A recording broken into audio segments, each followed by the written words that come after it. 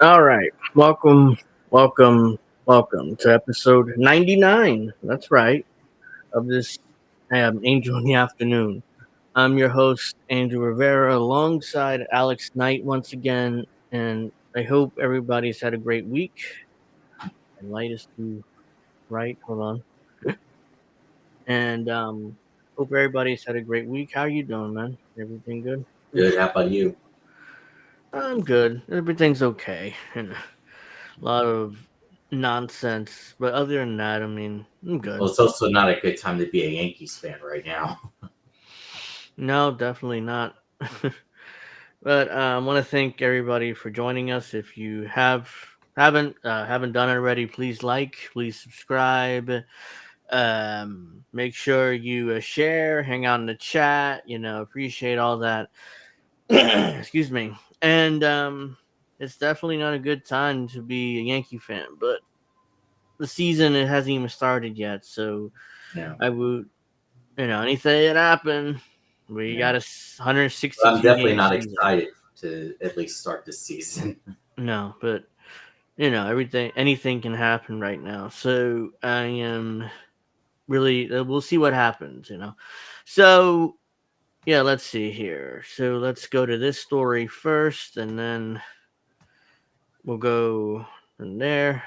Well, I Uh, just want to say something first. Oh, first of all, you're not sharing. You don't have both of us on the I screen. know. Okay.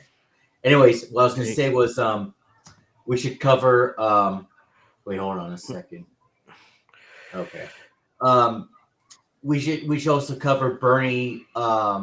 Shaming those protesters that were asking him about the you saw yeah, that yesterday. yeah, We I should talk saw that. about that. And Yeah. also, I don't know if you saw Kyle Kowinski's tweet last night. His anti-Russia tweet, that cartoon tweet, or you saw that Oh, as well. yeah, I saw it. Yeah, Yeah, if we'll definitely get to that if we have yeah. time. Let's see. Mhm. Hey, thank you, Bad Cookies, for joining us. I'm here to hit the like button and chew bubblegum and all. I'm all out of bubblegum. We all know what reference that is. Mhm. Witchy, Alex, you change your mind about the 23rd. You're more than welcome. Okay, I guess that's for I'm her still show, thinking right? about it.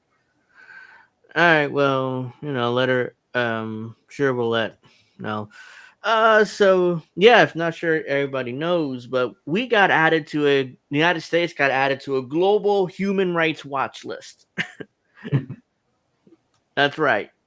Over declining civil liberties, quote unquote. So I'm not sure. Can this is pretty? Oh, that's pretty small. Hold on. I mean, and Time magazine. I mean, their print. I can barely read it. The United States was added Sunday to a Civiscus Monitor watch list, a research tool that publicizes the status of freedoms and threats to civil liberties worldwide. The move comes amid President Donald Trump's assault on democratic norms, whatever that means, and global cooperation. So we got added to this list because the United States isn't. Donald Trump is withdrawing from, I guess, from the world and assault on democratic norms. Okay, I don't know why that requires us to be in a human rights watch list, but okay. Global Alliance of Network and Civil I thought Society. it was in response to what Trump did to that protester or whatever that was. Yeah, that's you would figure that's the reason why we're on a human watch list, Yeah. but no, it's this bullshit. It's Hmm. assaults on democratic norms and global cooperation. That's the only reason why they came up with, including Amnesty, a global alliance of network civil society groups, including Amnesty International, that advocates for greater citizen action in area where civil liberties are limited. In a press release, the organization also cited the administration's cut of more than 90% of its foreign aid contracts, which I think is a good thing. I don't know why, this puts us on a human watch list or human rights watch list, and a crackdown on diversity, equity, inclusion, DEI, which Trump Ugh. calls illegal and immoral discrimination programs through executive action. That's why we're on a human watch list, not because we decided to arrest a Palestinian that or Arab that was protesting for the Palestinians in Columbia University. That would be a reason why to put us on a Yeah, watch exactly. list. Not this. This is bullshit. That's Hmm. why I wanted to cover this and make fun of it. The Trump administration seems hell bent on dismantling the system of checks and balances, which are the pillars of a democratic society. No, they're Said not. Mandeep Tijuana, or Tijuana, I butchered her name, but What? whatever. Mandeep Tijuana. I mean, that's what it looks like. There it is, right there. Interim Co-Secretary General of Civiscus, in a press release. Restrictive executive orders, unjustifiable institutional cutbacks, and intimidation tactics through threatening pronouncements by senior officials in the administration are creating an atmosphere to chill democratic dissent, a cherished American ideal. So, yep. So So, let's see. This none of this makes any sense. That's what no. other countries on the watch list includes the Democratic Republic of Congo, Italy, Pakistan, and Serbia. So we're on a watch list with these countries, and Cibiscus outlines the state of civil rights through 5 categories: open, narrowed, obstructive, repressed, and closed. Open is the highest ranking, meaning all the people are able to practice liberties such as free speech. The lowest is closed. Per Civiscus, instances that result in a decline in open civic space include repressive legislation that curtails freedom of speech and dialogue, obstacles to civil liberty activities, operations and crackdowns on civil disobedience, and peaceful demonstrations. What they arrested the Arab for, I mean, that would probably make more sense here. Exactly. Repressive legislation that curtails freedom of speech and dialogue, obstruct obstacles to civil liberty activities, operations, and crackdowns on civil disobedience and peaceful demonstrations. They didn't mention this Arab, by the way. I'm sorry, I'm forgetting his name, but he's the one that led the protests at Columbia University last year over. The genocide. Yeah, right. So let's see what else here. Whoops. To what? I lost my spot. The U.S. has been classified as narrowed. The narrowed label is Tabiscus assessment. While most people are able to exercise their rights of expression, free speech, and assembly, there are some attempts to violate those rights by the government. For example, Sabiscus cited crackdowns on pro-Palestinian protesters during the Biden administration. But they didn't put us on a list because of that. We were during the Biden administration. They waited until the Orange Man was in the White House in order to put us on that. Exactly.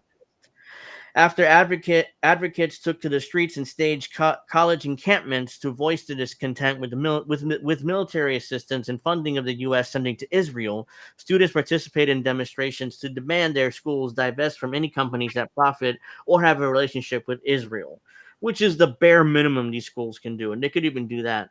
We urge the United States to uphold the rule of law and respect constitutional international human rights norms, said Tijuana. Americans across the political spectrums are appalled by the undemocratic actions of the current administration. Uh, and what's funny is they mentioned the Biden administration here, just the last paragraph, and now they're saying, Yeah. "Well, it's the current administration that needs to make sure there's no to adhere to democratic norms." The White House has rejected Civiscus. Civcus. I don't know. Civiscus. That's the way I'm reading it. That Assessment. sounds like a Roman or Spartan name or something like that.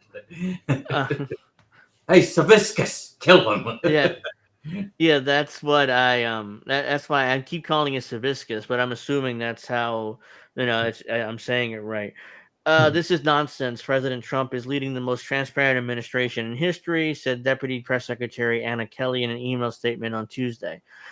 The narrowed category also reflects Civiscus' assessment. While there's a free press, there may be restrictions due to regulation or political pressure on media owners. This comes at a time with the editorial decision made by major media organizations and governing bodies has prompted such discussion. In February, the Federal Commi- Federal Yes. Communications Commission, I can't read right now, launched an investigation into NPR and PBS due to concerns that they were violating federal law by airing commercials, both which the newsroom CEOs denied. The FCC chair also spoke out against public's funding for the two news sites. I don't think the government should be funding any news sites, but that's just me. That's just a waste of money. Jeff Bezos, Amazon CEO and owner of the Washington Post, directed the organization to change the scope of its opinion pages in February, informing the team that they will be writing in support and defense of two pillars: personal liberties and free markets. So, yeah, Jeff Bezos doesn't want apparently any criticism of the administration, which okay, it's his newspaper. I don't care. I don't read it anyways. We'll cover other topics too, of course, but the viewpoints opposing those pillars will be left to be published by others. Bezos says to his note on to the Post team. That same month, the White House announced its press team will pick the reporters who will participate in a press pool. A move that the White House press secretary Caroline Leavitt said is about restoring power back to the American people. Bullshit. Yeah, Who that President Trump was served to elected to serve. However, many journalism advocates criticized the act. This move tears at the independence of a free press in the United States. It suggests that the government will choose journalists who cover the president. In the free country, leaders must not be able to choose their own press corps. The White House Correspondents Association said in a statement February 25th. The White House also is currently ensnared in a lawsuit brought by the Associated Press. The news organization has sued three Trump administration officials, including Levitt, after it was barred from access to the White House press briefings because it refused to change its editorial style and refer to the Gulf of Mexico as the Gulf of America after Trump renamed an executive order he signed in January. So, in other words, we're on a human rights watch list, not because our government arrested the Arab that led the protests against the or for the Palestinians in Columbia University last year, but because we allegedly let me read the exact quote here: assault on democratic norms and global cooperation. That's the only reason they came up with on why But if this we're was on a watch Biden list. doing this, they would not be adding us at all. No, no. Again, they admitted during the Biden administration they didn't like how they were treating the protesters at the colleges when they were protesting for divestment of Israel. They didn't like it, but we went on a list then. All of a sudden, the orange man is in the White House, and now we're on a list, ladies and gentlemen. So, so yeah, thank you for joining us, Sean. Thank you for joining us, everybody here. Appreciate it. So whoops, I don't know. I'm good. All right, so this is ridiculous. Now, I'll be back 1 second. okay, yeah, that's fine. Ooh, excuse me. So, as everybody knows, there's a looming shutdown coming up at midnight tonight. So we're about 5 hours away from said shutdown. And the Republicans passed a continuing resolution or CR that basically continues funding for the government for the next 6 months. But the Democrats are against it. They all voted in the House. They all voted against it.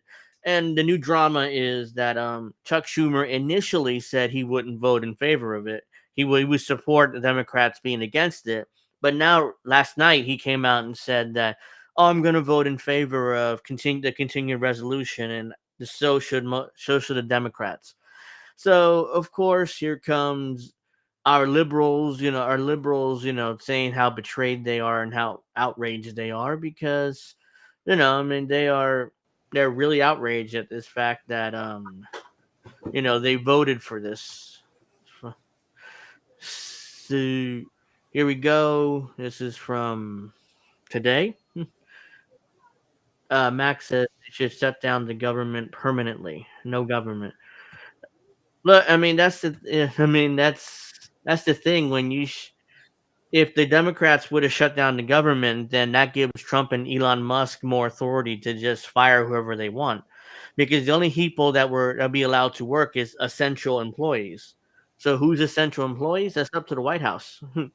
So at that point, Trump and Elon would have been free to fire whoever the hell they wanted, and there's nothing anybody could have done about it. So, which is why, I'm again. A lot of people were like, a lot of people were like, I mean, uh, Killier and Gregor's or whatever the name is says it's 420 in Southern California. So you know where your weed is. it took me a minute to understand it, but now I do. So, So Senate passes bill to avoid government shutdown. So the government isn't going to shut down. That's the update to the story. The Senate approved the short-term spending bill to keep the government funded and open through the end of September. The measure was approved largely along party lines, but an earlier procedural vote exposed deep division among Democrats, which is the meltdown you guys, I'm sure, have seen on X all night, all day long. From Democratic politicians to liberal commentators to progressives online, just saying that the government should have been shut down and we should keep the government shut down until the president promises to basically fire Elon Musk and guarantee not to cut Social Security, Medicaid, and Medicare, or in food stamps as well. So, of course, there's this big meltdown on X all day long, and so let's see. While Republicans control the Senate, they do not hold the 60 seats necessary to break filibuster. Ultimately, 10 Democrats voted Republicans to advance the bill to avoid a shutdown. The bill includes a small increase in defense spending, of course, and about 13 billion in cuts to non-defense programs. The bill is in line with GOP promises to cut domestic spending, of course, except the Pentagon. They can't cut that. The bill's in line with GOP, blah, blah, blah. Democrats characterize the bill as a blank check to President Donald Trump because the bill makes no attempt to rein in the administration's ongoing efforts to cut spending previously approved by Congress. The vote highlights deep divisions within the Democratic Party, how to respond to President Trump's in his second term. The decisions made by the Senate Minority Leader Chuck Schumer to support the funding bill sparked an intense backlash from House Democrats, who almost unanimously opposed it. I think every single one of them voted against it. So almost unanimously, it makes no sense there. Yeah. Because they all did vote against it. I think there's a deep sense of outrage and betrayal. This is not just for progressive Democrats. This is across the board, the entire party. New York Representative Alexandria Ocasio-Cortez, AOC, told reporters Thursday night at a party retreat in Leesburg, Virginia. So AOC's going to party retreats. Look at that. To what? Raise money? I'm sure that's what she's there. That's what a party retreat is. She's going to force a vote. That's what she's do. Yeah, she's finally going to force a vote. Did you see that podcast that Jamal Bowman did and with what's her face? Oh. Yeah, he blamed Jimmy Dore because he could they didn't support force to vote. I'm like, why did you? I mean, that's the lamest excuse I ever heard. Well, I didn't like the podcaster that was against it, that was in favor of it, so that's why I didn't support it.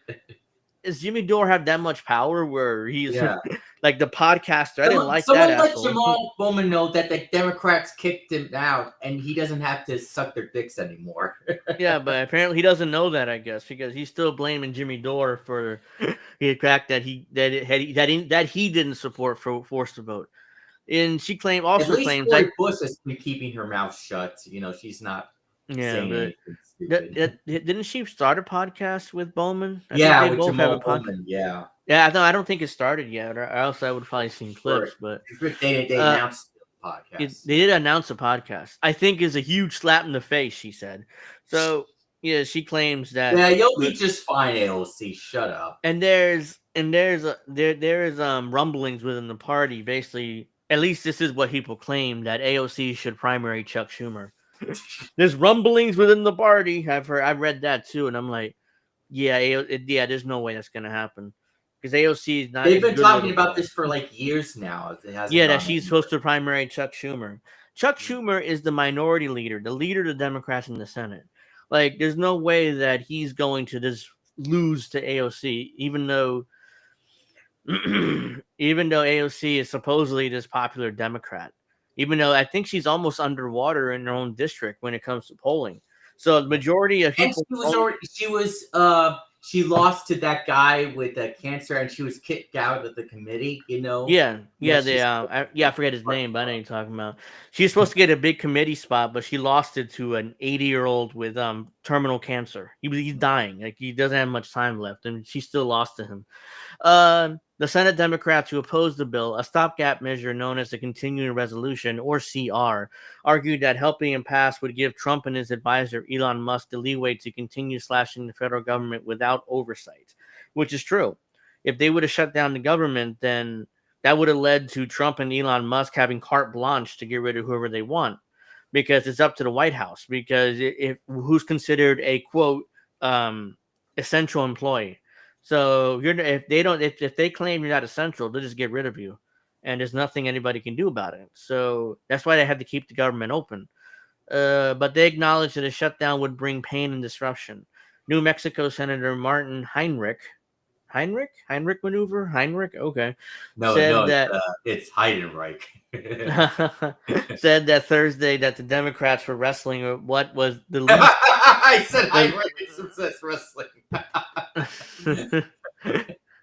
uh, so let me finish this. Whoops, that's the wrong one. I got so many tabs here. The Senate Democrats who opposed the bill, blah blah. I already read that. That would be the worst outcome. This president put us in a position where either direction, lots of people and a lot of people's constituents are going to be hurt and hurt badly. Said Heinrich, Heinrich, I got Heinrich, you to say it now. who voted against the advancing the bill. I think when you confront a bully, you have to confront a bully. I'm not going to vote for this CR, but I fully respect people who have come to a different conclusion, because in either pathway, this is a president who's very comfortable with the pain in that either direction would create. Schumer, excuse me, Schumer also said that Democrats were given a choice between two bad options, but he determined keeping the government open would minimize the harms to the American people, which is again true. I don't like Chuck Schumer, but it's true. I mean, a shutdown would have been worse. As bad as passing the CR is, allowing Donald Trump to take even more power via government shutdown is far worse option, Schumer said on the Senate floor Thursday. Shutdown averted, but Democrats walk away divided. This is a major thing. The party is divided right now in a way that I've not seen in a long time. Usually they're good little boys and girls but this time there's a lot of anger within the party. A backlash to Schumer's decision has turned rumblings of frustration about his future. House Democratic leader Hakeem Jeffries was asked directly on whether Democrats need a new leader in the Senate. He evaded. What leverage do we have? They have no leverage. That's the thing. I mean, there's a lot of the progressive commentators and these House politicians. We have to use our leverage. I'm like, what leverage? Either if you shut down the government, you're going to lose support anyways. I mean, there's no win. You can't. There's no. This is a lose situation for you. That they're insisting you got to shut down the government. We got to use our leverage. Even if you shut down the government, Trump is not going to agree to your terms, especially get rid of Elon Musk. Like him and Elon Musk are like this right now. They're like they love they're like it's like a love affair right now. He's not going to get rid of Elon Musk just because you say so to Elon reopen the Musk is a government. great guy. He's a great guy. He's a good guy. He's great. He's done a great job. So yeah, he's not going to get rid of him. So what are you going to do then? It's like, well, we're going to keep it shut down until he gets rid of Elon Musk. He's like, oh, I got more power now. Great, let's get rid of everybody. Get rid of 90% of the federal workforce, and nothing they can do about it. They shut down the government. I digress, though. Multiple Democratic senators refused to answer whether they had confidence in Schumer as leader of the party. While asked by reporters, freshman Senator Ruben Gallego of Arizona remained silent. He later told NPR, while the party is united, it would help us unify if we had a postmortem, which they still hadn't come up with. Yeah, okay. Yeah, they want to remain united. Senator Chris Coons of Delaware told reporters there was a clear division in strategy between Jeffries and Schumer. The guy that Aaron Mate confronted in that terrain. Yeah. I think Leader Jeffries does reflect on some of the concerns I'm hearing from colleagues from the House, who have also reached out to me, he said. Coons told reporters that he believes House and Senate Democrats can band together in opposition to Trump agenda moving forward, especially as the GOP work to pass a reconciliation bill. There's plenty to unite us on the other side of today's vote, he added. New Mexico Democratic Representative Teresa Leger Fernandez told NPR Friday that Schumer was thinking short term. No, he's actually thinking long term, because the short term would be shutting down the government and giving Trump all this extra power and having nothing in return for it. But I digress. While Democrats in the House took very seriously that it wasn't about a government shutdown, it's about giving Musk and Trump the ability to shut down programs they don't like, she said. A shutdown is temporary, it forces them back to the table. No, it doesn't. Trump can tell you, go fuck yourselves, and I'm going to take all this extra power and shut down and fire more people. What are you going to do then? And by the way, they don't pay out a lot of these government assistance during a shutdown. So they would bring you guys back to the table, give him exactly what he wants. So what are you talking about? I mean, you would have been destroyed in that. But yeah, Democrats are not happy. In fact, I've seen on X about how Democrats want to replace Schumer with Chris Murphy, the senator from Connecticut. By the way, I covered Chris Murphy last week. He was one of the senators behind the Maidan coup in Ukraine. Mm-hmm. So yeah, let's replace Schumer with a guy that does coups, coups of the countries for no reason. Just brilliant, just absolutely brilliant. You know, these Democrats, these Democrats are just ridiculous, and they're so angry that Trump won, and they're so discombobulated, and they have They hate nothing. Trump, but they'll still vote for his budgets and Yeah, whatnot. they have absolutely nothing. They Hmm. have zero. You know, they got nothing. So And what? then after he's done, Tulsi Gabbard, who they also hate, will become president in 2028. Like I said, I've said this before, and I think Tulsi Gabbard is going to be the Republican nominee in 28 Hmm. because you know, she can pick up that MAGA that it's best. She's more charismatic than JD Vance. You know, she can get maybe some Democrats to vote for her, especially since she supported Bernie, which I Hmm. will get to Bernie in a moment. But Yeah, since she supported Bernie in 2016 and she ran in 2020 as a Democrat, maybe she can get some of those Democrats to come support her again. And I'm saying maybe because these days Democrats are just russiagating her and is straight up calling her Russian asset, even though hmm, she's the head of national intelligence. But yeah, if that was the case, why in the world did they let her become head of national yeah, intelligence? And why in the world was she in the military and she had a clearance while she was exactly. in the Army Reserve? She had a clearance this whole time, a security Yeah. clearance. I mean, They who had would have thought she would have gotten a role in administration before Bernie and AOC and the others would have? Oh, I have to thank Sean for a donation. Greatly appreciate that, my friend.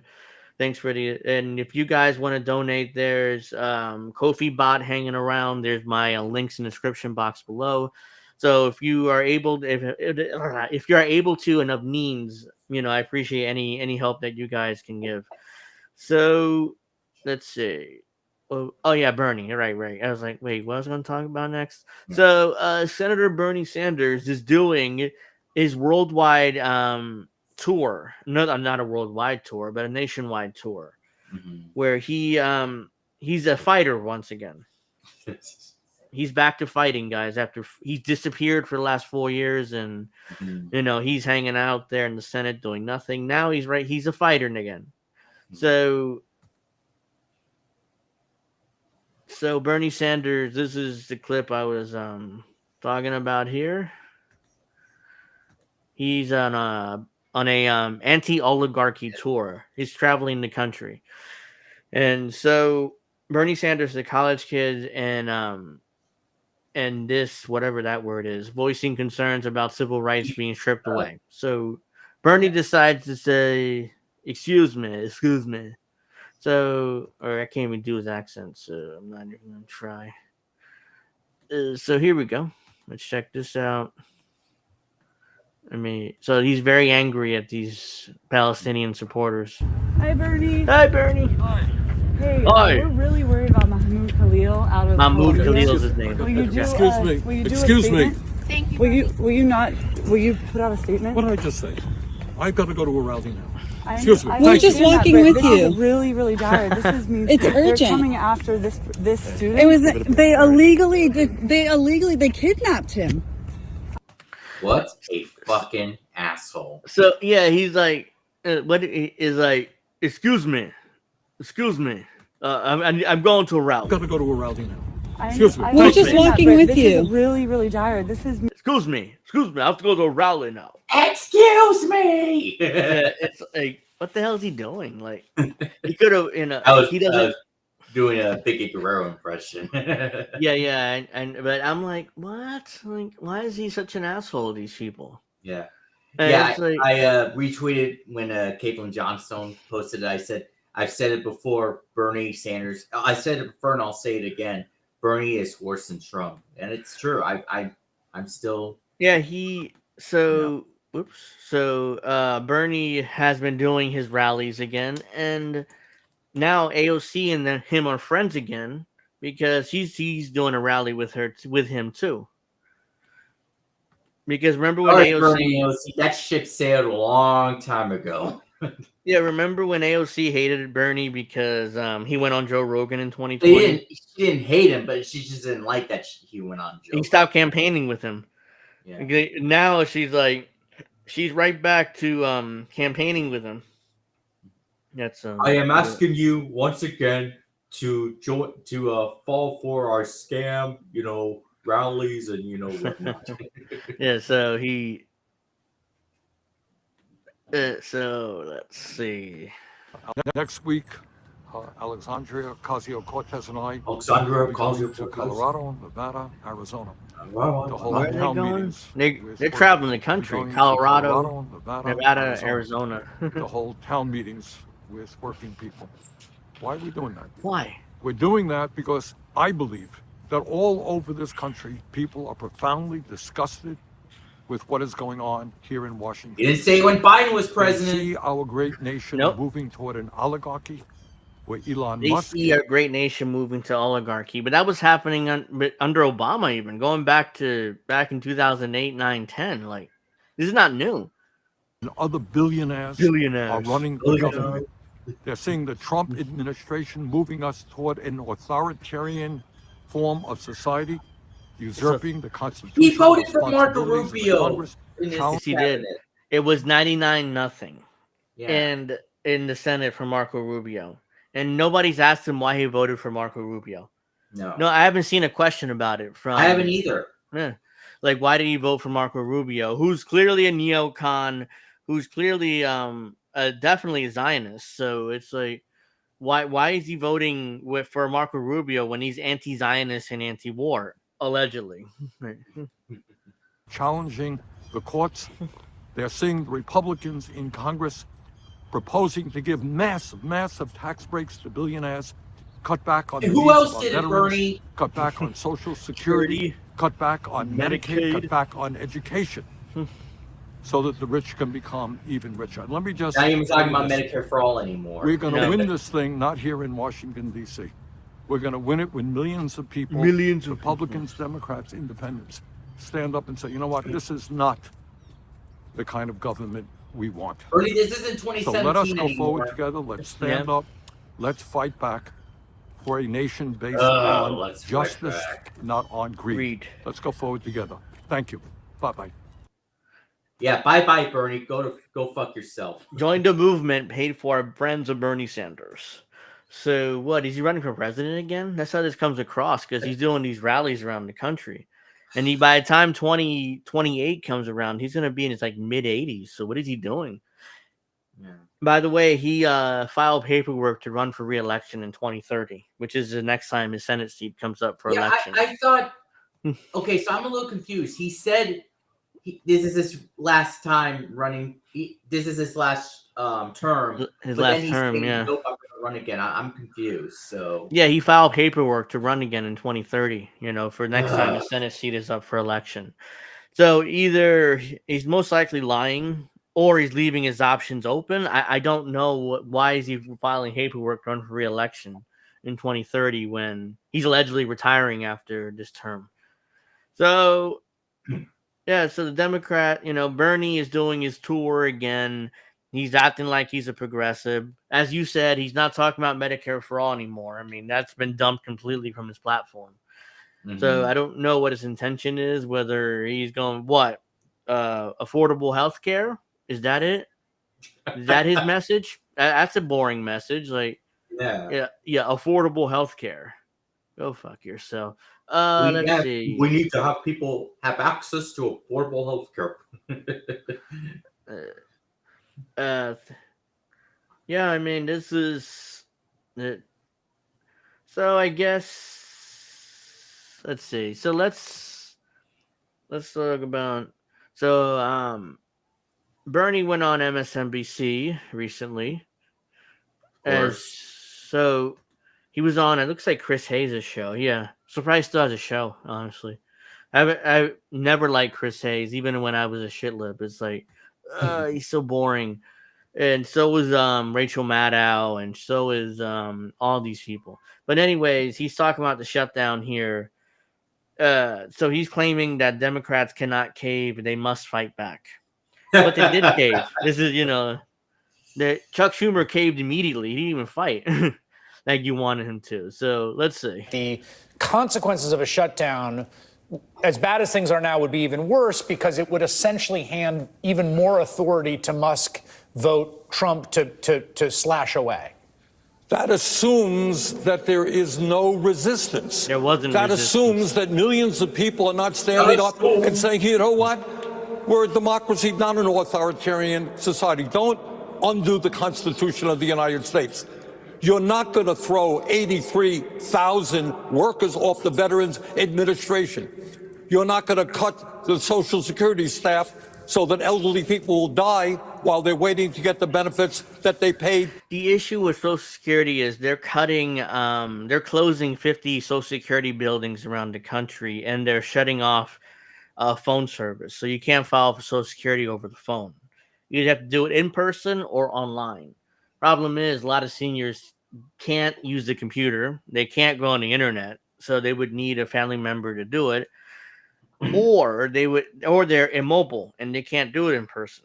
So how they're supposed to get the Social Security benefits, I don't know. But that's the issue with Social Security, and that's what Bernie was talking about here, by the way. So You're not going to but take Bernie's virtue signaling, not going to actually do anything. So I want to make that clear. food away from hungry kids. If you do nothing, you sit back and you say it is going to be terrible. And that's right. A shutdown will be terrible. But our job is to put the onus on the Republican president, the Republican House, the Republican Senate, the people who control the government. They are responsible. They've acted in an undemocratic, unprecedented, unilateral way. They've given us an offer, take it or leave it. That ain't the way democracy works. Hey, So- Bernie, blink twice if they're holding your wife hostage.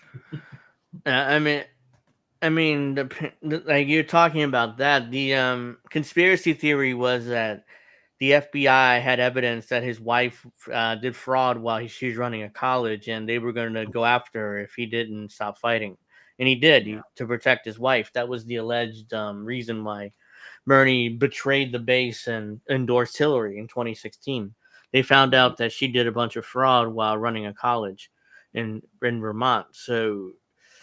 Yeah, so Popeye Sailor said, "Oh, shut this guy up. You sold us down the river, Uncle." Yeah, he sold us out. And you can justify it any way. Bernie could justify it any way he wants. Like he wants, he needed power in order to. So basically, sold us out for a committee assignment in the Senate, a more powerful one, and he did proceed to do nothing with it. So Bernie's a hypocrite. He's I'm not going to play any more Bernie, so I'm not going to torture you guys anymore with that. Just wanted to cover Bernie disrespecting people who were fighting for the Palestinian Arab gentleman that was basically kidnapped by the United States government. As far as I know, we still don't know where he's at. I don't think we know where he's at, as far as I know. No. So apparently he's in the custody of Homeland Security, but they won't tell us where he's at or anything like that. So allegedly they're going to send him to Guantanamo. If he does end up there, God be with him, because he's not going to get out of there for a long, long time. And it's horrible, if he ends up in Guantanamo. But should we get to that Kyle Kowinski tweet?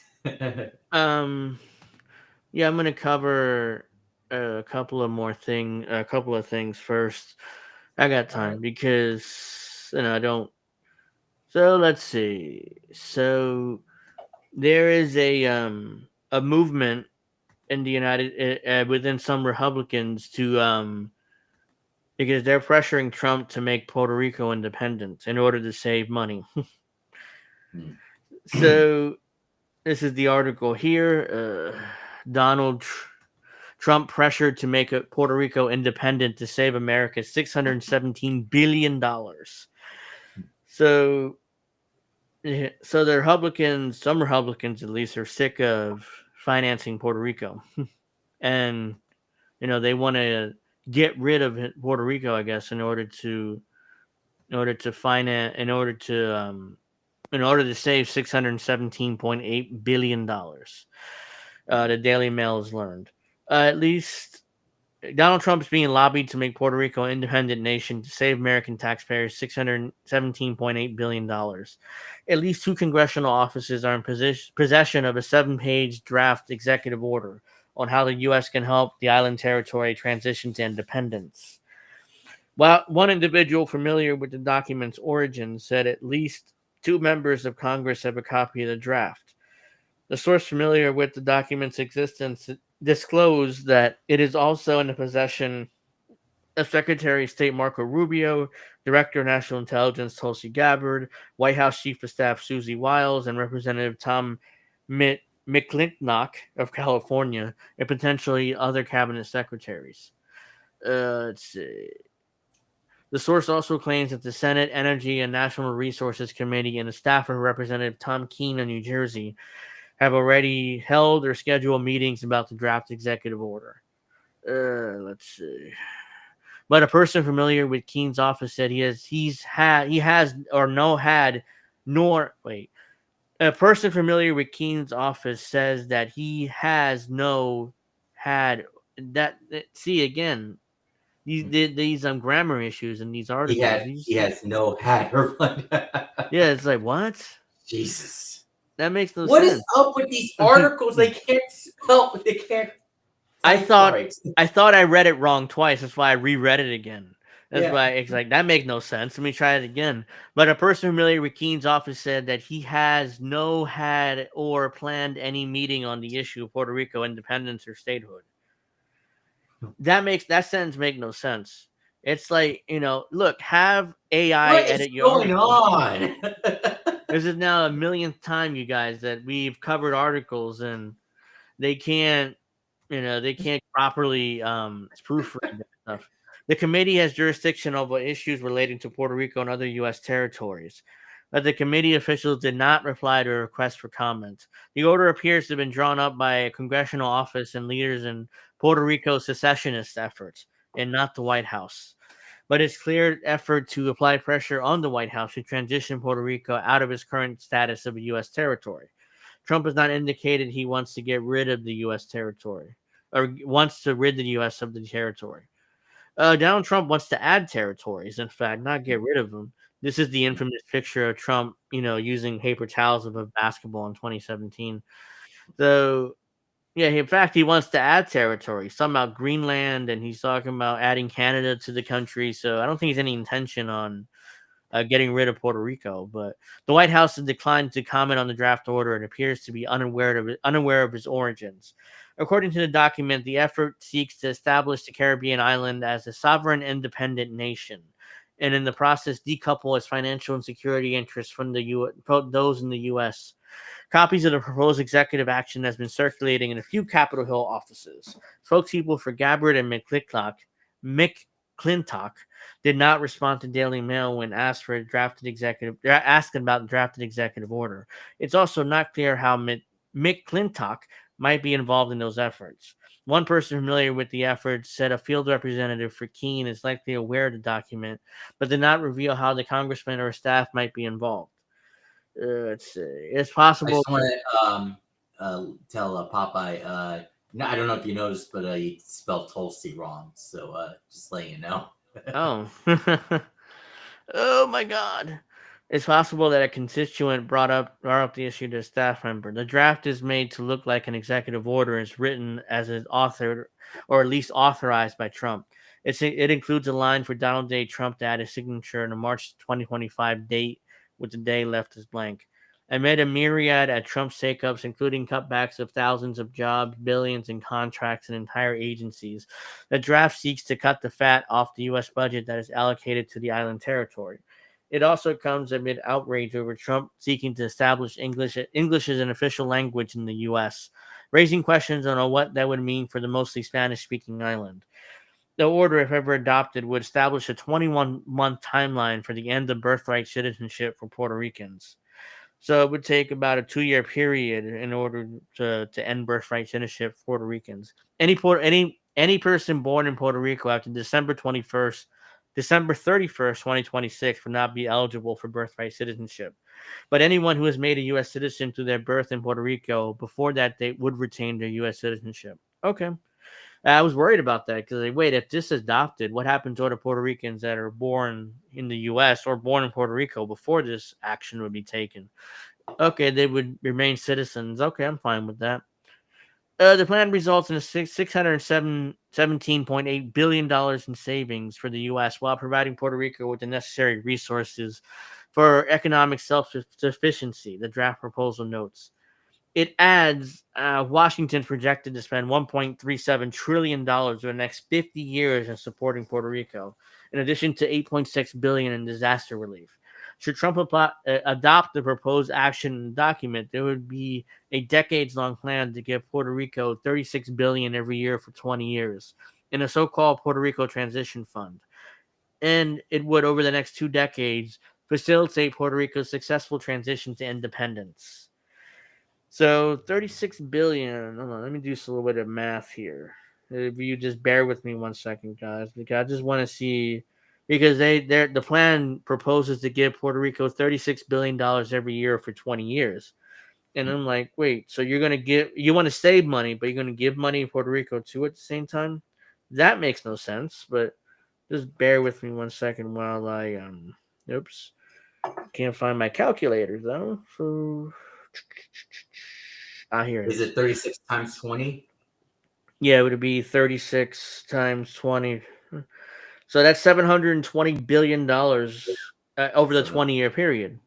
Yep. So you're not really saving money then, because it's allegedly going to save $617 billion for the U.S., but you're going to spend $720 billion in order to help it transition to a state over 20 years. Mm-hmm. So the long term, you're not really saving money. So this plan doesn't really make much sense to me. But I think this is an excuse for the secessionists in Puerto Rico, because there's a bigger independence movement in Puerto Rico than there ever been before. This is an excuse for them to try to convince Trump, hey, you'll be saving money, trust us, with this plan. And meanwhile, you're spending even more money. Should Trump adopt the plan? I already said that. The plan results in while the U.S. providing Puerto Rico necessary resources for economic self-sufficiency. I already read that, I think. Homeland Security Secretary Kristi Noem visited Puerto Rico last week during her first visit to the U.S. territory as part of Trump's cabinet. She pledged to help Puerto Rico as it struggles to rebuild from catastrophic hurricanes and amid chronic power outages, which is a major issue in Puerto Rico to this day. Those power outages, which was started by the first Trump administration, because they didn't really fix after Hurricane Maria. But just trust us. This time we'll help you. FEMA has been funding much of the reconstruction after Hurricane Maria hit the island as a Category 4 storm in September 2017. But Puerto Rico Governor Jennifer Gonzalez said the agency had not released the $18 billion slated for the power grid. Jennifer Gonzalez, by the way, is a Trump supporter, so she was elected as supporting the president in the White House. The Executive Transition Committee will operate as part of the White House staff in coordination with Congress on matters that require legislation and details. It would have an administrator appointed by the president who will be responsible for the oversight, administrative, and legislative functions of the government of Puerto Rico. In furtherance of the objective of this order, additionally, the administrator will use all federal funds allocated for the orderly transition of the island towards independence and socioeconomic self-sustainability. The line at the name of the person Trump would appoint an ETC administrator remains blank in the drafted file. Let's see. But the proposal does note the administrator shall be a Puerto Rican national domiciled in Puerto Rico, should not have been a member of the government of Puerto Rico. There's a growing rift in the island among those who want to secede from the U.S. and those Puerto Ricans who want to be a U.S. state in order to gain more rights. In nearly every recent election, statehood has been on the ballot in Puerto Rico. While the secession movement has gained traction, it's still widely unpopular compared to a number of the population who want to be a state or even remain a territory. Of the votes of the non-binding voter preference measure in 2024, 58% say they want statehood, while only 11% sought independence. That 11% number is the highest I've ever seen it. So independence is gaining momentum. Uh, Trump would, however, make the decision for the people of the island with the stroke of a pen. Rather than perpetuating indefinite territorial defendants, this approach eliminates wasteful spending, establishes a clear exit strategy, and redirects federal resources towards national priorities and domestic programs. The 7-page letter reads, by the way, if this happens, all that money is going to the Pentagon. It's not, or foreign aid. It's not going to help Americans. So, yeah, this is total bullshit. The solution what am I just lost my track. The solution ensures Puerto Rico's successful transition to sovereignty while upholding an America First policy. The executive director of the Puerto Rico Federal Affairs Administration, Gabriela Bolofelli, said in a statement that there's no evidence that there is a plot to free Puerto Rico. There's no evidence to support this allegation. Any insinuation about a secret plan to force Puerto Rico's independence is completely false and only seeks to misinform and divert attention from the real problem, our status. Puerto Rico Secretary General of the Puerto Rico Independence Party, Juan, that name, called the report an interesting development. Juan de Mal, I guess that's The Mao de Mew, I don't know. Yeah, he called for the decolonization of the state to be a democratic process, though. During Trump's rally in Madison Square Garden, the comedian made a joke about Puerto Rico being a floating island of garbage, which liberals tried to use to mobilize the Hispanic voter against a Republican candidate, which, by the way, that didn't work. I don't know why this was in the end of the article here, but that made no sense. It's literally in the article. Why was that there at the end? I don't know. It didn't work, by the way, so it's a miserable failure. But of course, the Democrats have to do the exact opposite for reasons. So this is a left-wing website, Daily Kos. I haven't been to this website in years. I forgot it existed until it happened to pop up in my search for Puerto Rico. So Dems on the offensive, statehood for Puerto Rico. You have to do the exact opposite. So the Democrats are pro statehood for Puerto Rico. The current administration's fascination with making Greenland or Canada part of the U.S. is easy to laugh off as ridiculous. Do you know how hard it is to piss off Canadians? No, I don't really care. But it is instructive to consider why Trump clings to these seemingly outlandish plans. Part of the answer is likely he wants to write his name in the history books, having expanded America, rather than passively wait and try to mitigate the fallout of whatever batshit crazy pretext the administration makes for a land grab. Democrats should go on the offensive and start pushing to have Puerto Rico recognized as the 51st state. This would make Donald Trump the first president since Eisenhower in 1959 to preside over a formal addition to the territory of the United States, which was Alaska, by the way. 1959 to blah, blah, blah. The fact that Puerto Rico tends to vote more left-leaning than the continental U.S. would add 2 more Democratic members to the Senate and at least 1 to the House, helping shifting the balance of power back away from crazy. No, excuse me, no, it wouldn't. The Republicans have a 5-seat advantage in the Senate. Even if you get two Democratic senators in Puerto Rico, it wouldn't matter. You guys still could be trailing. You guys still in the minority. Puerto Rico is an unincorporated territorial possession of the United States, acquired in 1898 following the Spanish-American War, making it the oldest colony in the modern world. Puerto Rico's current population is 3.2 million, which is higher than 19 current U.S. states. Its inhabitants are citizens of the United States since 1917, but have no representative in Congress and cannot participate in presidential elections. So, yeah, if you want my opinion, I think Puerto Rico should be a state because making it independent is kind of pointless because it's like it's all it's gonna do is just like I told Willie Bragg, I went on a show to talk about this. All it's gonna do is lead to a bunch of new debt for Puerto Rico, and allegedly the United States is gonna help by giving $700+ billion over 20 years. allegedly. I mean, we'll see whether ultimately, if Trump signs his executive order, it's very unlikely because Donald Trump wants to be basically an empire. So he's talking about adding land, not taking land away from us. But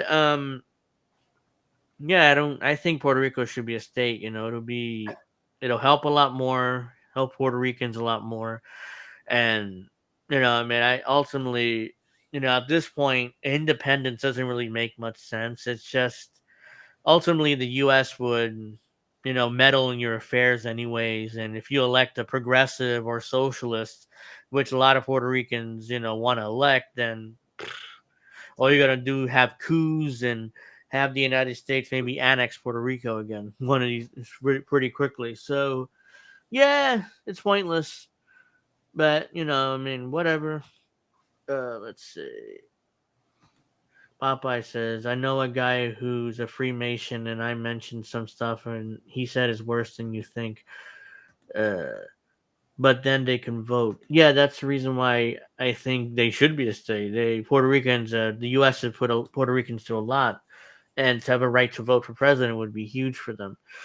Popeye also says Canadians are pissed off now. Yeah, they are. I know. We covered it last week, and we've been covering it for a number of weeks how angry Canadians are over this over the tariffs and stuff. Like I said last week, I don't think Americans have noticed. I mean, it seems like people that are angry are Canadians about these tariffs, but yeah, I mean, let's go to where are we? Yeah, I already read that part. Do I have? Oh yeah, I do have. Oops. So bear with me 1 second here while I find what I'm looking for. So as everybody knows, let's move on to the next story. That the Russians there's a 30-day ceasefire that's been agreed to by the White House and Zelensky. So they're trying to get the Russian pause, pretty much. So yeah, this 30-day ceasefire, in my opinion at least, comes across as something that Ukraine wants in order to resupply the army and try to get more, give them 30 days to, resupply the army. That's really what this is about. Obviously, there's no reason for the Russians to agree to this 30-day ceasefire. They're winning the war. I mean, there's a lot of pressure on Ukraine to give them a long-term peace deal. So the Russians have no reason to agree to this peace deal. And then there's the White House and Washington's like, oh, well, the ball's in Russia's court. We've agreed to a ceasefire. And it's like, yeah, again, I mean, if the Russians don't agree, it's kind of pointless. It's like you're all virtue signaling. So I think that Nick here from RBN really puts it in a good way here. So we're going to check him out, and then, we'll give our thoughts afterwards.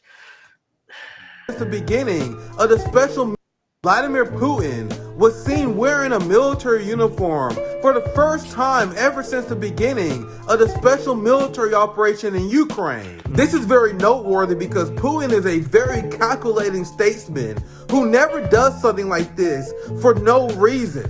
He's very calculating. He does everything for a reason. He isn't reckless like Trump or a lot of other leaders. He does. Yeah. I think the last time I remember him wearing fatigues was during the second Chechen war, when he first took office. So that's the last time he wore military fatigues. So yeah, this is huge. Him wearing military fatigues is basically a middle finger to Trump and Ukraine. Like, yeah, we're not agreeing to any ceasefire. We want a long-term peace. This comes as Russia makes it clear that they are completely unimpressed with See, again, look what it says here. Putin voices more skepticism over 30-day ceasefire. Will Ukraine use it to ramp up force mobilization, rearm, and restock weapons? How do we prevent that? Yeah, that's why they're not going to agree to it, because they know why they want a 30-day ceasefire. They want to give more weapons to Ukraine, give them time to kind of recover. And why would the Russians do that when they're winning? So it makes no sense. With Donald Trump peace proposals and ceasefire plans. Russia has made it clear that they want a full demilitarization and a full denazification of Ukraine before they will ever consider any peace talks. Sergei Lavrov made a point that the United States and Europe often uses these ceasefires as a way to catch their breath and rearm themselves so they can prepare for the next phase of the war. This is clear because Angela Merkel and many Western officials openly admit that the Minsk Accords wasn't to create peace, but to stall for time while the West rearm and retrain Ukraine. Yeah, they even admitted that the Minsk Accords was just, they needed time to refund and rearm Ukraine. They had no intention of following those terms. Angela Merkel, the former German chancellor, admitted to that, recently. It's like, oh yeah, we knew that already. I mean, you didn't need to. I'm glad you admitted to it. Bless you. I'm glad you admitted to it. For the next phase of the war against Russia. Also, the United States, under Donald Trump, allowed Israel to violate their ceasefire against Hamas hundreds of times. And when they did so, they blamed Hamas for it. Why should Russia be so sure that the United States and Europe wouldn't do the same thing again? This is why Putin is wearing military combat gear to send a message to the West that he's dead serious. But Putin's the evil guy, am I right? Yeah, he's evil. Yeah, that's the video. But yeah, I mean, there's absolutely no reason for Putin to agree to any ceasefire because he's winning the war. Like, why is that? And then these assholes, these shitlibs, and these pro-Ukrainian accounts get mad. It's like, see, look how evil and violent Putin is. We had a ceasefire agreed to, and he didn't accept it. It's like, yeah, because he wasn't a part of negotiations. That was the U.S. and Ukraine. Didn't you guys get mad initially when Trump was negotiating directly with Russia and ignoring Ukraine? Now, now all of a sudden he ignores the Russians, and you're like, you're fine with it. We had a 30-day ceasefire. What happened? It's like, well, he didn't involve the Russians. 30 days. Which is bullshit because it gives them time to rearm and send more new troops or mercenaries to Ukraine. So it just doesn't make any sense. Doesn't make any goddamn sense. And they want to continue this war. That's like the only reason why this is this 30-day ceasefire is happening. There is no other reason you can think of on why they want this ceasefire. So let's see. So let's go to this because there's actual footage of Mahmoud Khalil getting arrested. The guy that there's actually footage that came out. So I want to go to this real quick. This is I'm not sure it's Homeland Security or whoever the hell this is arresting him. We don't know what agency this even is, so it's like let's. You're going to be under arrest. So turn around. Okay, Stop let's resisting. not. Stop resisting. Okay, he's not resisting. He's giving me his phone. Okay, he's not. I understand. He's not resisting. Put your arm down. Like, Don't worry about it. You're going to have to come with us. Don't worry about it. No one's resisting. No one's getting worked up. you guys really don't need to be doing all of that. It's fine. حبيبي كيف بدي اتصل فيك؟ Take Amy. Call Amy. Okay. Hi, Amy. Yeah, they just like handcuffed him and took him. I don't know what to do.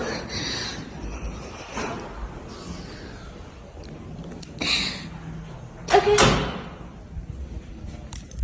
Then what should I do? I don't know.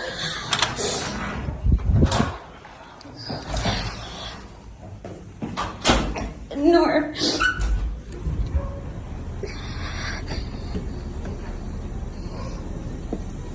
Let me ask.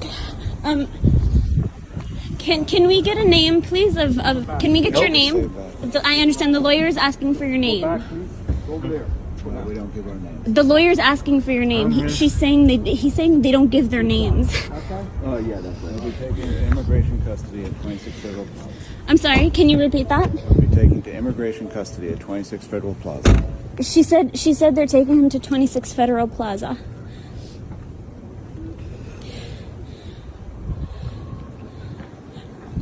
Can you please specify what agency is taking him, please? Nope.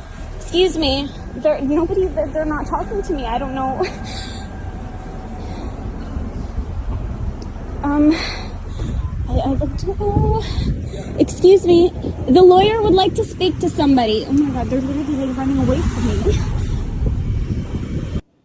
So there you go. They won't speak to her. They won't tell her what agency is arresting him. Apparently, according to the White House, the Homeland Security arrested him. But as far as we know, we still don't know where he's at or what happened to him. So, as far as I know, at least, and what we talked about the first story in the show, how we were added to a human rights watch list. This is a reason why you would add us to that. If they talked about this, like, okay, it kind of makes sense. What the United States doing to this guy is fucked up. He's a permanent resident alien. He has a green card. So apparently they're going to take away his green card and deport him back to Syria. That's Syria, where look at how fucked up Syria is right now with the new government and what's going on there. So if they deport him to Syria, he's not going to be alive for long. So yeah, so again, this is a reason why to add us to that watch list. Instead, they add us to the watch list for taking away government funding and taking away democratic norms, whatever that means. So yeah, so that's not a reason. This is a reason why to add us to that list. Oops. That video replayed for some reason. So this is not good. Oh, I got so much time. So apparently we have Republicans being threatened, and there's a voicemail I want to get to real quick. And this is a voicemail recording for Republican Senator Tom Tillis, released individuals making threats against him. So let's see this. Good afternoon, Senator Tillis. That's how Northern Warbeck's think about you Southern white trash. That's well then. The ones who won the Civil War think about you. What? Do you understand that inferior bad genes, inbred stupid you and all your people? I'd be like this. Yeah, Tom Tillis, afraid of death threats. Then get the out of office. I would like to talk to Tom Tillis and ask him why he thinks it's okay for him to take money from this nation and it over. Why does he think that he can tell his employers to go themselves every goddamn day, all day long, and sell his goddamn house and his employers over? Don't he know that his employers can take a axe handle and cave his head in? And I suggest, well, you're going to have to be very careful about going out in public or talking to anybody that's real, that's an actual American, because we hate you. If I didn't have a broken back in Southern California, I would spend the rest of my life in federal prison for a chance to cut your throat. Oh, wow. They're gonna, destroy his head with an axe handle, cut his throat, watch his back, this, my God, these people are psychotic. And, if you're gonna threaten violence, don't be an internet tough guy. Actually, do something.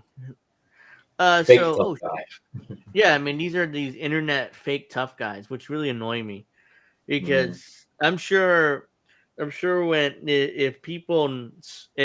this show starts getting bigger, I'm sure I'll be getting death threats soon enough. But yeah, dude, I've had gangbangers put guns to my head. I'm not really scared of random internet tough guys. That just happened? No, years ago when I was younger. It's not a recent thing, but yeah, I was a teenager. I was talking about that. This just happened. So breaking, Department of Homeland Security has arrested a second pro-Palestinian protester in Colombia. ICE detained Lakia Cordia, a Palestinian student, for overstaying her visa, accusing her of joining pro-Hamas protests. Earlier, Ranajini Servinian. I butchered that name too, but I'm sorry, your name. I can't pronounce your name. An Indian doctoral student had her visa revoked for allegedly supporting Hamas and self-deported via the CBP Home app, despite no evidence being presented. Homeland Security Secretary Kristi Noem defended the crackdown, calling it a privilege to be in the U.S. The same bitch who killed her dog. Yeah, I mean that's the thing. She did. So what is this? This video of her going back home, And of working course, at an airport. all the people who, the MAGA people who liked Jimmy Dore and Glenn Greenwald and others, now that Jimmy and Glenn, they've gone after Trump for all the anti-free speech stuff. They're all instead like, Jimmy, Glenn, what are you doing? I thought you were with us. Yeah, it's those comments were to Senator Tom Tillis, Popeye. They were threatening, those are death threats towards that senator. So that wasn't towards the protesters.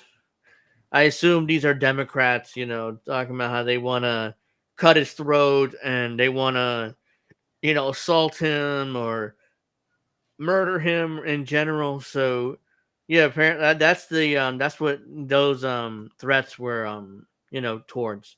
Those threats were not towards anyone else in particular. So let's see. Ooh. So we're just talking about Ukraine. So let me go here real quick. Bang bang. So NATO, this is the NATO chief. He's confirming that Ukraine will not join NATO. That's all Russia wanted, really. Just this. He's already taken off Ukraine joining NATO off the table. So Ukraine is left asking this question: how are we going to know we're going to have proper security? Yeah, but he was also very clear, Pete Hegseth in Brussels, but also the president himself, that when there is a deal on Ukraine, it has to be lasting. It has to be durable. Putin should not have to try this again. So the question is then the how. How do you do this post a peace deal? Then I would side with the president. You first need to have a peace deal before you can get into these details. Obviously, behind the screens, there will be discussions on the what if there is a peace deal, how then to maintain that. But there are many ways. The issue with that is Ukraine wants some security assurances so the Russians won't invade them again. But as long as Ukraine remain neutral, I don't think the Russians have reason to invade them. And what's worse is the UK and a lot of these European countries, they want to use a peacekeeping force in Ukraine. I'm like, yeah, Putin's never going to agree to that because that's a European army right next to his border. Like, why would he agree to that? He's not going to agree to a peacekeeping force in Ukraine. That makes no sense. And it's someone check and see if Zelensky's okay. Yeah, because chances are, because Putin wants a full demilitarization of Ukraine, full denazification of Ukraine. He also demanding elections in Ukraine. So as part of a peace deal too, new elections to to get a new president in there. It's very likely Zelensky would lose if he has elections, which is why they haven't had elections since he took power. So so those are all his demands, and most likely Zelensky's gonna have to run to the U.S. and live in Virginia. We have a nice house for him here, I'm sure, in Virginia. So him and his wife, because that's where a lot of our leaders that support us end up. Once they get overthrown, they run to the U.S. and live in Virginia usually. Just like Juan Guaido. Yeah, he's living here in the U.S. I think too. So the fake President Trump, came up with for Venezuela. So, excuse me. I mean, let's see here. Anything else before I move on to Romania? Show that Kyle Kowinski tweet now. I can do that real quick because that's gonna take us long. Because Romania is probably gonna take up the rest of the show here. I can't spell his name.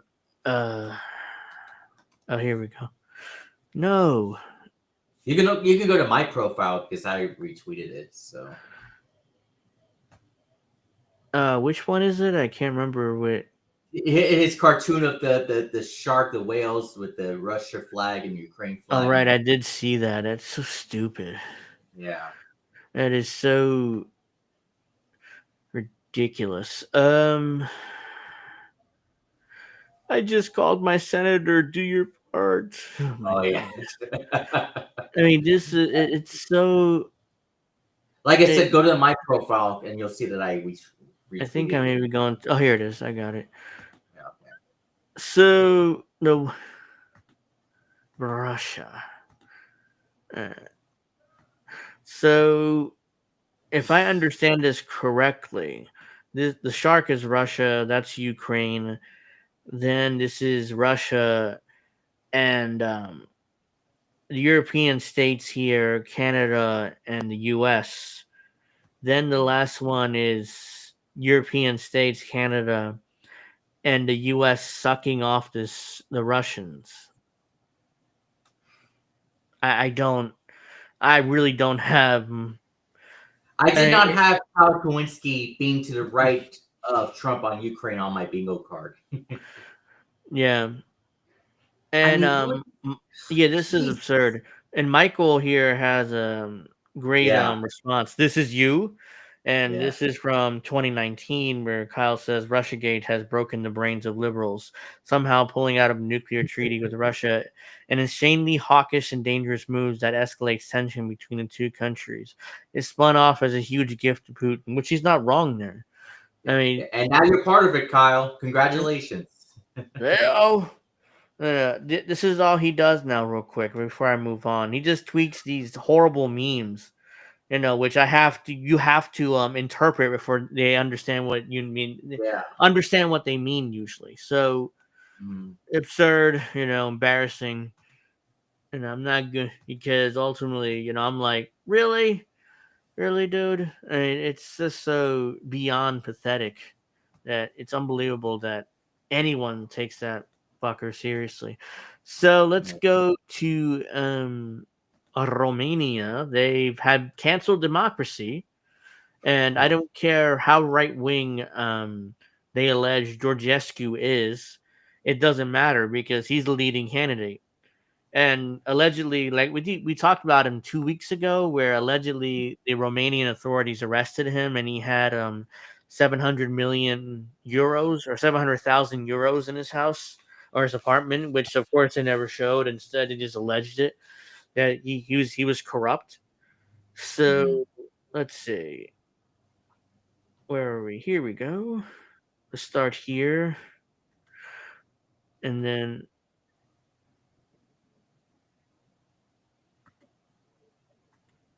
Here we go. The head of the Constitutional Court in Romania. Hold on, bear with. Let's do that. You can barely see that. I should do like that. That's way too close now. There we go. All right, so the head of the Constitutional Court of Romania, the criminal judge Marian Enaki, walks out of the courtroom with a smirk on his face and proudly tells everyone that Georgescu's appeal has been rejected unanimously. Days ago, Macron sent an ambassador to give him the order not to let Georgescu run. So the Europeans are now interfering in elections, which is none of their business. And people get mad when the U.S. do it. We interfere in elections all the time, but is this in English? It might not be. Toate contestațiile au fost respinse în unanimitate. Toate contestațiile. Și pentru Nicușor, da? Comunicat de presă cu mai multe argumente. Au fost analizate la pachet separat. Potrivit procesului. So there you go. They proudly and openly, canceled democracy there. So the Constitutional Court of Romania rejected Georgescu's appeal against the Electoral Bureau decision to exclude him from presidential elections. We live in a dictatorship controlled from Brussels, which is the capital of the EU, by the way, if you guys don't know. So this is a protest that took place outside of the Parliament Palace. A bunch of Romanians, unhappy about their leading candidate being taken out of the election. So.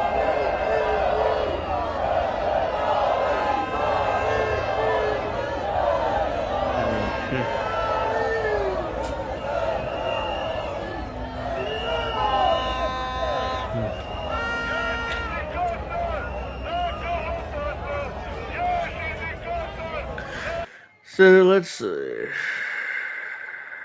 The Romanian Constitutional Court confirmed the Electoral Commission's decision to ban him. The decision is definitive. No further legal means left for the pro-Russian to challenge the ban. Pro-Russian. Again, there's how dare he be pro-Russian? Yeah. I mean, Romania's Constitutional Court, is there like more protests here? Yeah, that's more protesting. I would put it on, but it's not in English, so I can't understand. Oh, here we go. That's Georgescu there, so let's.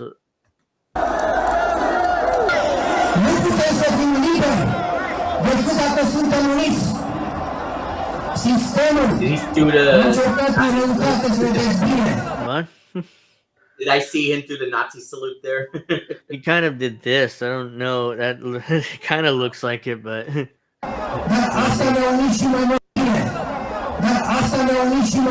of doing this.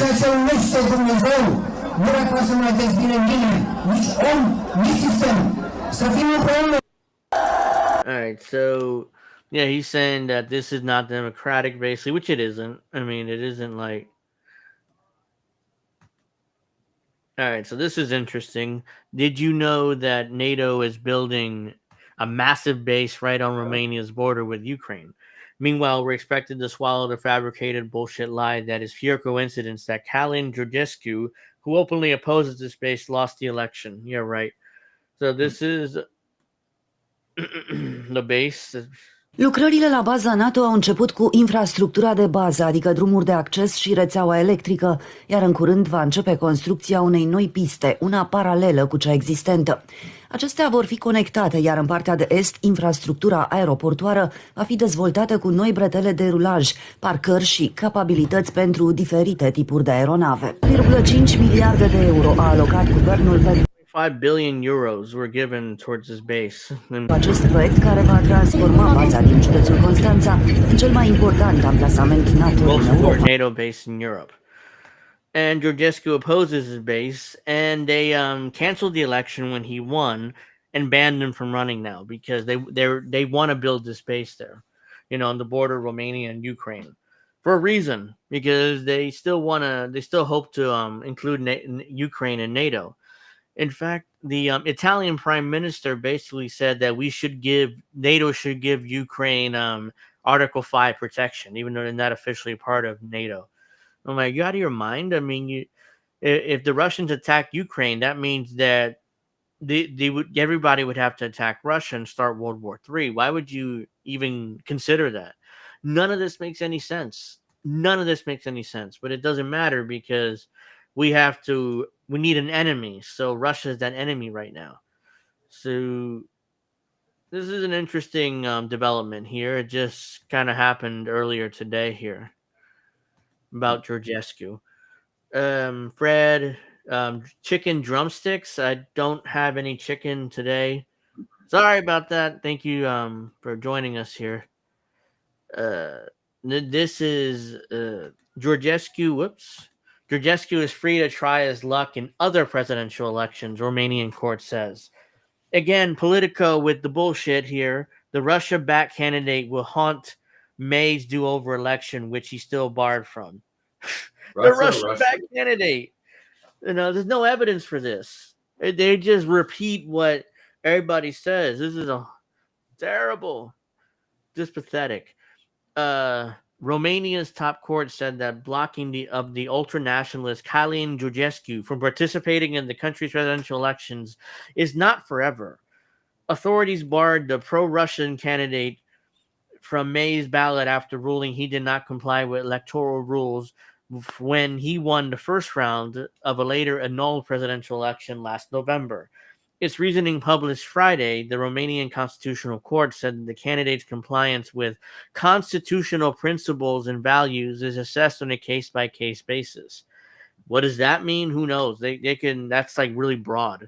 Compliance with constitutional principles and values.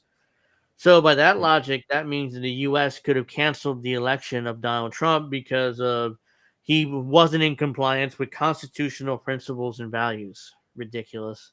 That means Georgescu can have another go next time, as long as he plays by the rules. Again, what are those rules? I mean, in his appeal to the court, Georgescu, who original candidacy was allegedly boosted by a Russia-backed TikTok influence operation, where I need a citation for that because there's no evidence for that, as far as I know. Even if there was evidence, like, come on. Insisted that his expulsion from the election do-over could permanently suppress his constitutional right to stand for election.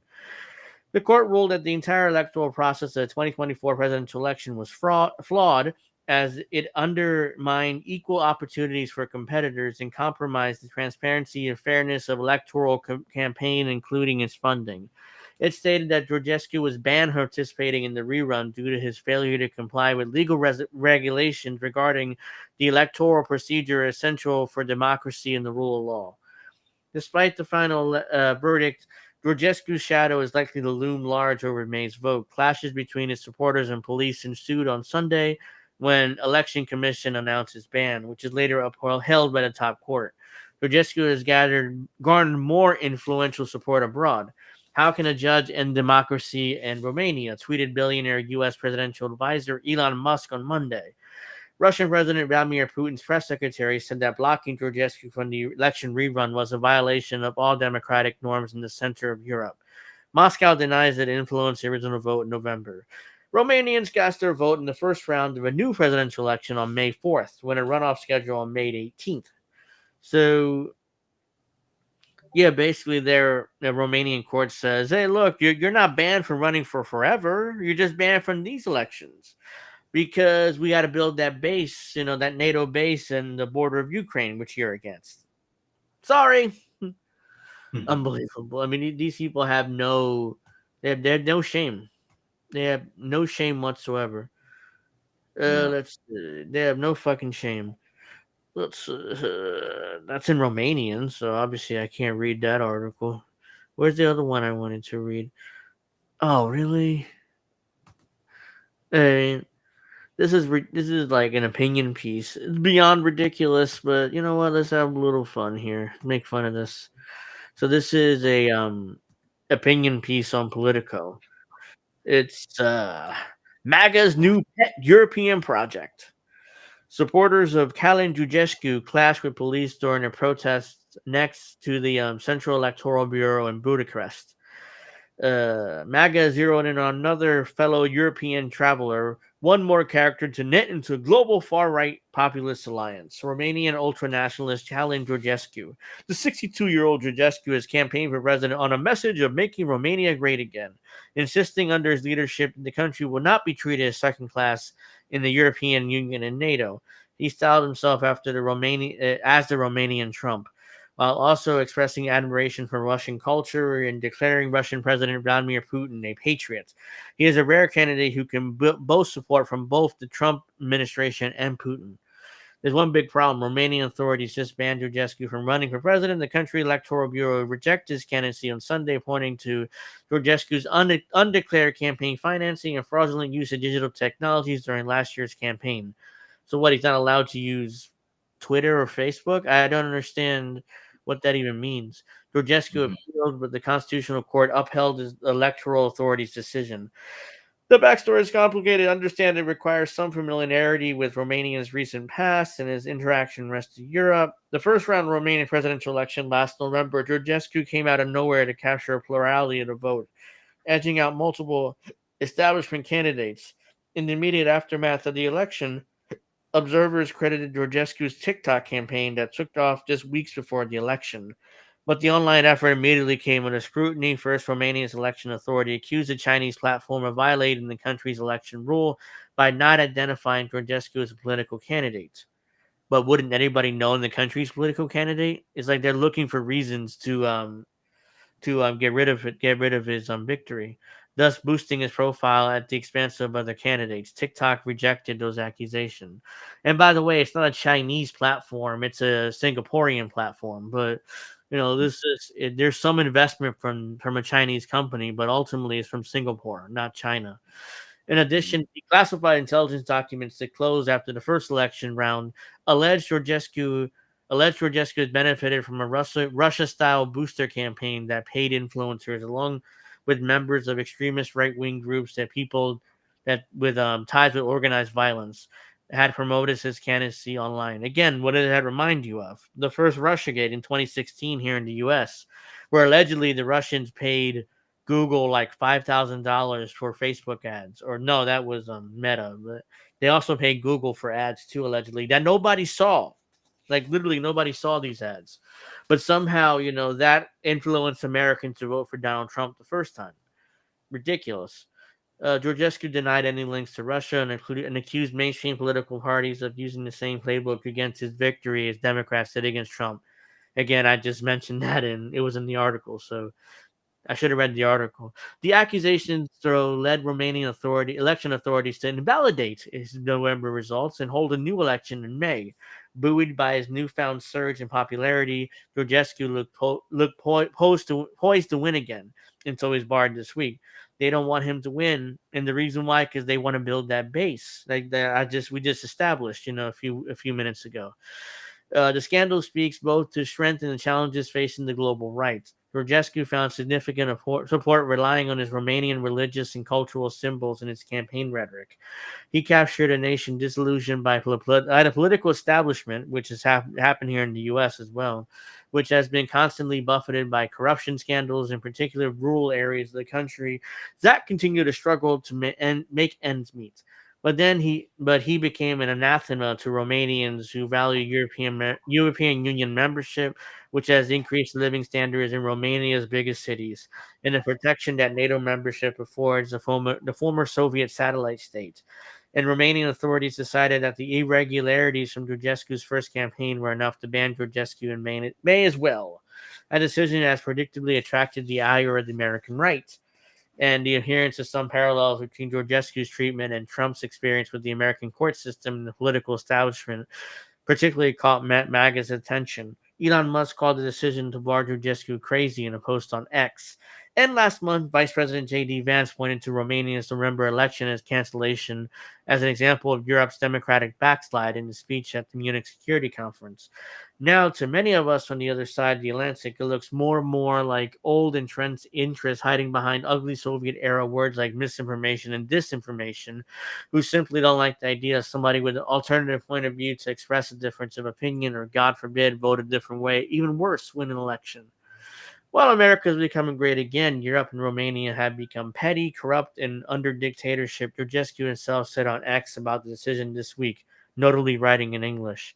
It also adds up to a grievance against old political institutions that increasingly know no borders. And while Romania's establishment so far has been successful in shutting Georgescu out, the incident looks like the beginning of a movement rather than end. After the decision, hundreds of Georgescu supporters protested outside the Central Election Bureau's headquarters in Bucharest with a simple refrain: "The last resort to another revolution." They're looking at another civil war. I mean, this is how popular he is right now. Romania is looking at a civil war right in his eye, and they're trying to shut out Georgescu. They're looking at another civil war, which is like, okay, if they want a civil war, I mean, this is not going to end well. So let's see here. I mean, oops, what's this? Okay, it's not important. Let's see. So let's see. So ultimately, like we talked about earlier, the Senate passed their let's go back to this real quick. I forgot to read this. Sorry about that. I try to keep the show kind of, like in order, but I forgot to read an article that I pulled up earlier. And here it is. Democratic anger over Schumer's surrender shows party deep divisions on how to take on Trump. The Senate minority leader finds himself sharply at odds with many members of his caucus, fellow Democrats in the House, and liberal activists. I don't think they really gives a shit, but you know. Senate Minority Leader Chuck Schumer faces a moment of turmoil after retreating from his initial threat to block a 6-month government funding bill written by Republicans, a move that infuriated fellow Democrats in the House and liberal advocates, raising questions about his effectiveness as party leader. Schumer, who has he's always been ineffective. Yeah, he is, but they liked it when he was ineffective at the time. Now it's like apparently he's ineffective now, and they're all melting down about it. That's why he was made leader of Democrats in the Senate. Schumer, who has served as Democratic leader for 8 years, has typically managed to find consensus within his party, but now he finds himself on the defensive in one of the first major legislative fights in the second Trump administration, even drawing rebukes from longtime allies. In an extraordinary move, former House Speaker Nancy Pelosi of California called on Senate Democrats to defy him and reject the GOP bill, while continuing to push for a shorter-term bill, known as the Continuing Resolution, or CR, to keep the government funded ahead of the midnight deadline, which they passed, by the way, for 6 months. Democratic senators should listen to the women, Pelosi said in the statement. Appropriations leaders Rosa DeLauro and Patty Murray has eloquently presented the case that we must have a better choice: a 4-week funding extension to keep the government open and negotiate a bipartisan agreement. America experienced the Trump shutdown before, but this damaging legislation only makes it worse. House Democratic leaders returned to Washington on Friday from a retreat in Leesburg, Virginia, which is the retreat AOC was at when she made that claim, to urge their Senate colleagues to vote against a funding bill. Asked whether it was time for new leadership in the House or in the Senate, House Minority Leader Hakeem Jeffries said, next question. He wouldn't answer. Highlighting a party's identity crisis, liberals erupted with anger after Schumer announced Thursday that he would advance the GOP bill, with co-founder of the activist group Indivisible, Ezra Levine, labeling it as a Schumer surrender and urging Democratic senators to defy him. They didn't, by the way. He unilaterally relinquished the biggest point of leverage he has this year, but he has no leverage. What leverage? Yeah, you shut down the government and you make that demand to Trump. Trump tells you to go fuck yourself, and then he just fires everybody or Elon Musk fires everybody because they have the authority since the government shut down. What are you going to do then? You're the one's going to have to negotiate. If your strategic analysis ends with you voting for the bill that Mike Johnson, John Thune, and Donald Trump and Elon Musk want, you should rethink your strategy. It's a strategic blunder and tragic mistake, but it's currently his blunder. I hope he's out there alone on that ledge. No Democratic senator should follow him. 10 Democrats voted to advance the bill, securing a 62-38 vote that put it on the glide path to passage. Some were on his leadership team, like Senators Dick Durbin and Brian Schatz. Others have announced their retirements. Announced their retirements, meaning that they won't have to face potential voter anger at the ballot box, like Senators Janine Shaheen and Gary Heaters of Michigan. Schumer ultimately voted against the funding bill on his final passage. Many moderate Democrats were also befuddled by the strategy, or lack thereof, as they saw it from Schumer. They wondered why Schumer threatened to reject the Republicans' funding bill, only to argue that the shutdown was the worst option and would play into President Donald Trump's hands some 24 hours later. And one House leader noted Trump praised Schumer's move in a Truth Social post on Friday morning, which is why they're angry at him, because Trump praised his move. That's the real reason why they're angry at him, ultimately. Good job. Good job, Chuck. Yeah, he got Trump to praise him. What a great job Chuck Schumer did. When Donald Trump wakes up in the morning and says, "You're doing the right thing, Senate Democrats. We don't feel like that's the right place to be," said Representative Pete Aguilar of California. I think the blowback from the base would be severe, added one Democratic congressional aide, who was granted anonymity to speak candidly. There's not going to be a blowback from the base. Yeah, they're angry now, but trust me, they'll vote for all you in the midterms because it's vote blue no matter who. So that's always been their attitude, and that will continue to be their attitude. and that's way too big. Like, I just noticed how the articles is cut there. Oh Lord, here we go. Senator Ruben Gallego of Arizona, who just won last year, in a state that Trump carried, told NBC News on Friday the Democrats will have to do as a caucus a post-mortem to see how we got to this point and see whether we can improve the situation going further or in the future. You're not. Pressed specifically about the way Schumer handled the government funding fight this week, Gallego, who reiterated on Friday hopes the bill fails, said that first we are going to have to deal with today's business and what happened during the CR. I think we should do a retrospective. Gallego said, adding his concern with allowing GOP funding bill to go forward is that Democrats will lose their leverage moving forward. You had no leverage. Senators John Fetterman of Pennsylvania, the first Democrat to publicly back the 6-month funding bill, said he hasn't spoken to Schumer or attended the Senate Democratic lunches discussing it. You don't start wars unless you have an exit plan. We had no exit plan, warning that the shutdown would give Republicans the absolute ability to decide on their terms how to reopen it after we shut it down, just to respond to a highly agitated left part of our party. He's not wrong. I don't like Fetterman, and I think he shouldn't be there, but he's not wrong there. Just because the base is angry doesn't mean you guys should be doing that, because you have no leverage. And Trump could just say, go fuck off. We're just going to do what we want now. Senators Patty Murray of Washington, the top Democrat in the Senate's Appropriations Committee, would not say if Democrats need to discuss a leadership change, saying that I am focused on doing what I believe is right for my constituents, for our caucus, and for our country. I am a firm no. Asked if senators are urging her to run to replace Schumer, Murray said, no, I'm doing my job the right way. I believe I should. The non-endorsement of Schumer's leadership is notable from Murray, who is a Schumer ally.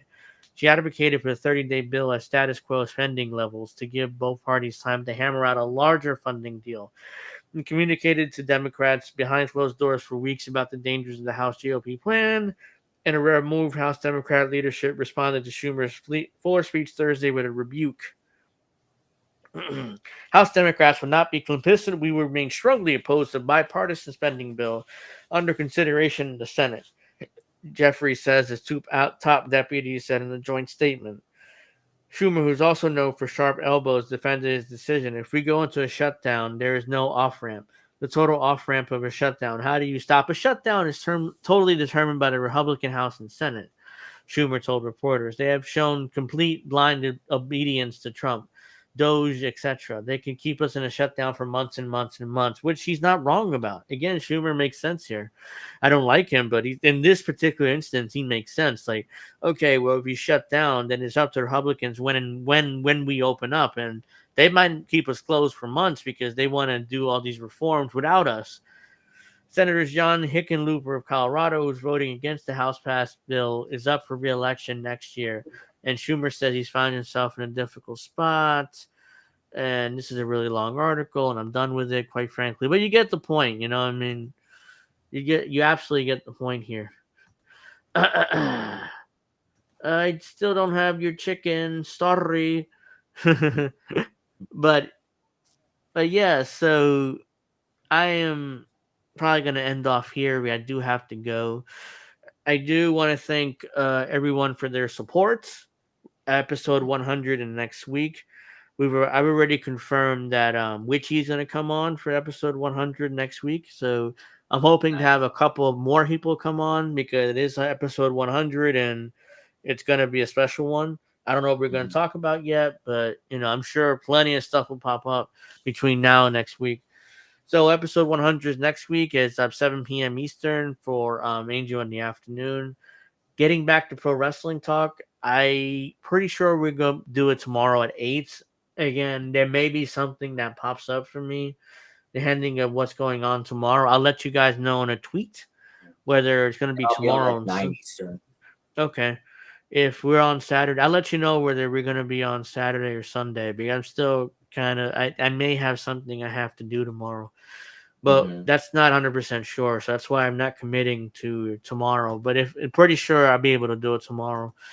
But yeah, so I want to thank everybody for their support. Their either through donations or just watching the show or subscribing or liking, whatever. I started the show 2 years ago, and I never thought I would get to 100 episodes. Hell, I never thought I'd get to 50. So I again want to thank everybody for their support. Maybe next week I'll probably play a clip from an early episode where I sucked and kind of make fun of myself. So look forward to that as well. I do want to thank Alex for being a regular here for the last year or so, however long it's been. And I want to thank David from Deconstructing Topics podcast, who did a donation earlier as well, and for being a guest. And Witchy, of course. I mean, I'm not sure if she's in the chat still or not, but if she is, thank you for that too. Thank you for INN, for supporting me. Karen as well. Oh yeah, Karen, right. She hasn't been on in a while. I mean, I hope to get her she's on been soon. on sometimes, so Yeah, definitely. So she deserves it as well. Thank you to Karen. Thank you to INN as well for the institutional support and the technical support as well. Creating my logos and stuff like that. Want to thank the network as well. Love you all. And so yeah, this is something I should have done next week, but of course I'm doing it now. I'll probably do it next week again. So yeah, thank you very much everybody for watching. We're gonna see you guys tomorrow 8 o'clock for Pro Wrestling Talk. And have a nice weekend and see you guys next week